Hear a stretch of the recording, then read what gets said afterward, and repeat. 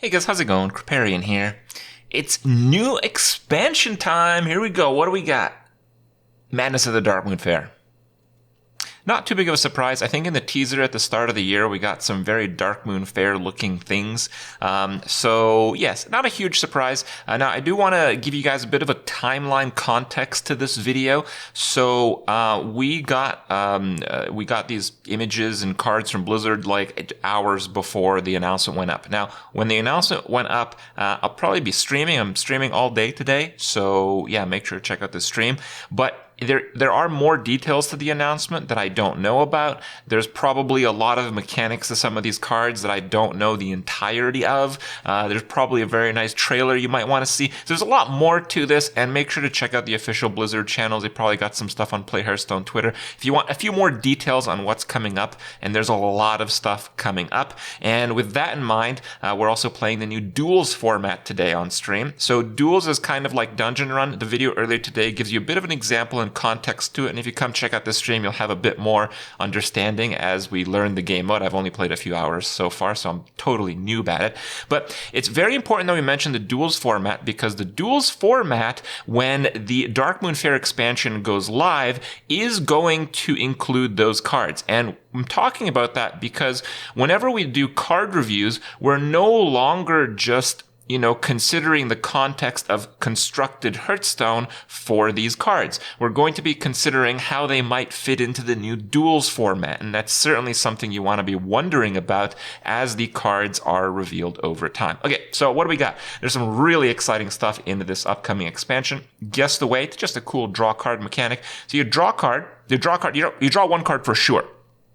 And you guess if the next card costs more or less to draw it.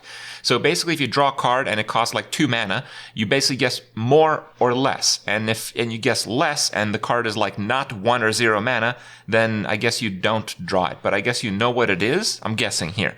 But, pretty good card. I think it's more than draw 1.5 cards. Now, it's never going to be on average draw 2 cards, because if it ties, it's not more or less, right? So there's always going to be cases where you can't guess properly, but for the most part, you probably could, knowing the deck and the odds involved. Next up, another Druid card, Legendary Kiri the Chosen of Elune. It's a 4-cost 2/2, so the stats are terrible, but it makes up for it very quickly. So you get a Solar Eclipse and a Lunar Eclipse. Let's see what those are. Lunar Eclipse, deal 3 damage. Your next spell costs 2 less. So it's not like a free spell, because, you kind of need to chain it with another spell for it to actually work. But 3 damage for 2, even if you lose the mana, is a pretty fair card, right? Pretty fair at the worst case. And the other card, Solar Eclipse, your next spell this turn casts twice. Ooh, that's a spicy one. So there's probably a lot of combos in there. All right, next we got, whoa, what's that? That's right, Old Gods are coming back in Darkmoon Faire. Old Gods is my all-time favorite expansion. I think favorite ever when it comes to constructed. And I would say Old Gods was tied with Classic and actually Boomsday was really good in Arena. So in Arena, Old Gods was tied with Boomsday and Classic. So really, really peak stuff. And a lot of it had to do with the playstyle of gigantic win conditions that you lead up to throughout the whole game. And it seems they're bringing that concept back through a reissue of the Old Gods. So how does this work? Again, I don't entirely know how this works, but the overview of it is, so when you put this in your deck, it splits into, I think, like 4 or 5 different cards, and each one has like an effect. And once you draw like all of them, you can play this card. It like combines into one, and bam, 30 damage. And the cards, like the pieces, I don't know how, like there's like the Eye of Yogg's of Cthulhu. I mean, so yeah, that. Is it good? I'll let you know when there's more information, for sure. But yeah, probably. It's probably really good. I mean, it's an Old God. How bad could it be, right? Then we have another Old God. No, not. Well, it's certainly going to kill a few. Rush and Poisonous also damages the minion next to whomever this attacks. So it's a Cleave Rush Poisonous. It's 10 mana, kill 3 and die. Is that good? Well, given the metas that I've seen in Hearthstone overall, no. But if it ever becomes like a Battlegrounds card, it would be, I don't know. Certainly very cool. Fleet Hoof Pearl Tusk.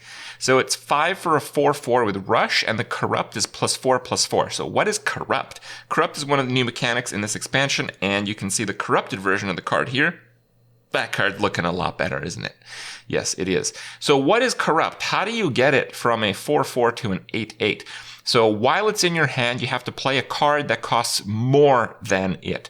So this costs 5. So if this is in your hand, and while it's in your hand, you play a card that costs 6 or more mana, it will corrupt itself. It'll be like, okay.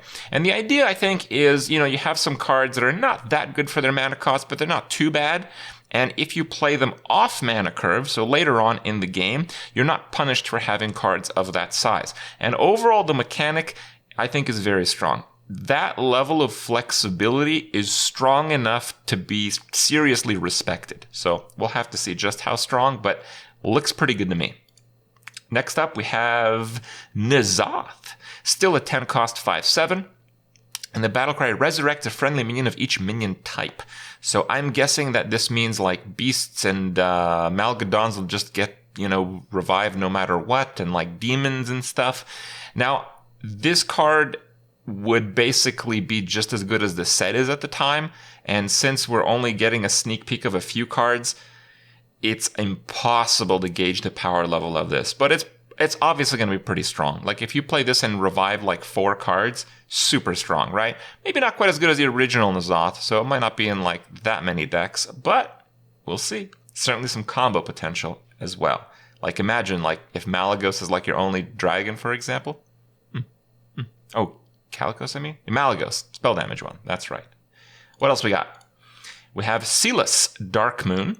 7 cost for a 4/4. Choose a direction to rotate the minions. So this is, it was in like one of the PvE dungeon run things. It creates like a carousel. So basically you shift 1 minion to your opponent and your opponent shifts 1 minion to you. But you get to choose the direction. So based on where you play this guy, and I mean, it can be really cool. It's not exactly a mind control effect, but it can be. Like this plus Doomsayer is pretty good. So, sometimes it's better than a mind control if you really need to clear a board.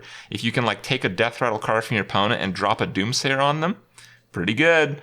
So very cool stuff with this one. We'll have to see how it's used. Yogg-Saron is coming back. So it's a 10 cost 7/5 as he was originally. And if you've cast 10 spells this game, now some decks are really easy to cast 10 spells, but the average deck doesn't hit 10 spells. So, this is not an auto include in every deck type of thing, but it's pretty good. And you spin the wheel of Yogg-Saron. Now, all the options have not been disclosed to me at the time of making this video. I don't know exactly what they are, but I do know that I think there's going to be 4 options. No, there's going to be 5 options that are about 20% each, or like 19%, and those are still pretty strong options. And then 5% of the time, so 1 in 20, it casts that card from normal dungeon run that pyroblasts everything until 1 player dies. Excellent. I know some people, those who are into like esports tournaments, Hearthstone, are like, you can't be serious. But basically everyone else is like, yes. So yeah, okay, I'm pretty happy about that. Pretty cool card. Next up, we got the new Yasharaj, also 10 for a 10/10 as he was before. Battlecry, add a copy of each corrupted card that you've played this game to your hand, and they cost 0 this turn. And I'm guessing since they cost 0, you can just play 1 card. Would you be able to play 1 card later? I don't know if you get the corrupted versions or not. I guess you do, because it says each copy of each corrupted card. So they're already corrupted. So they're probably really, really good cards. So this card is probably just really good if you're playing any corrupted cards, and the metagame isn't super face aggro, but who knows, it might be. So we'll see. Oh, but by the way, in the duels format, whew, that's going to be good. A Day at the Fair.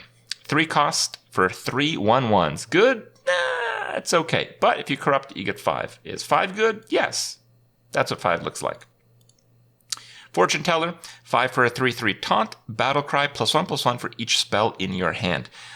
Spell heavy decks might be a thing with the new Yogg. I don't know to what degree. I don't know if Priest's going to be able to do it, but I think Priest can probably hover a few spells.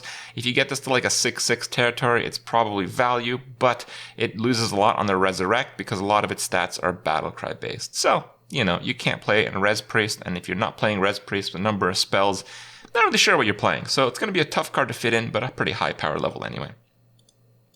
And lastly, we have the Dunk Tank.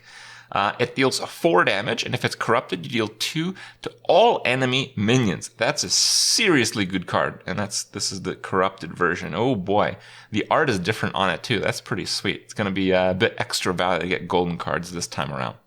So that's it. That's all the cards I have for you guys. As with all card reveal seasons, they're going to keep coming at you repeatedly. I'll probably cover from time to time on stream. Might do more of these card reviews. I am going to be playing a lot of the duels format. I'm going to be playing today, and that's going to make a lot of these cards a bit more interesting to talk about. I might do these reviews in the future, maybe entirely in the context of the duel format. The reason I didn't do it entirely this time around is, well, at the time of recording this video, I haven't played any duels format on live. So we'll see, but I've had a lot of fun with some of the pre-release stuff I've done. And again, you can see that in the prior video. Come check out the stream today, guys, and we'll see you guys there.